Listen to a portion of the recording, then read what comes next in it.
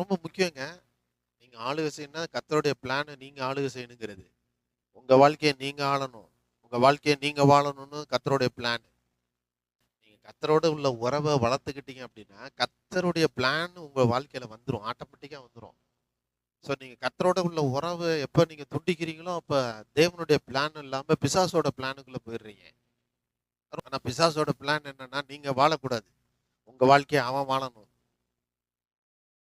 அப்ப தேவனோடு உள்ள உறவு நீங்கள் எந்த அளவுக்கு வளர்த்துக் கொள்கிறீர்களோ, தேவனோடு உள்ள ஐக்கியத்தை எந்த அளவுக்கு பெருக பண்ணுகிறீர்களோ, தேவனோடு உள்ள ஐக்கியத்தை எந்த அளவுக்கு இறுக்கமாய் கட்ட ஆரம்பிக்கிறீர்களோ, அப்பொழுது தேவனுடைய திட்டங்கள் எல்லாம் உங்க மேல மட்டும் இல்ல, உங்களுடைய சந்ததியின் மேலும் அது வருகிறதா இருக்கிறது.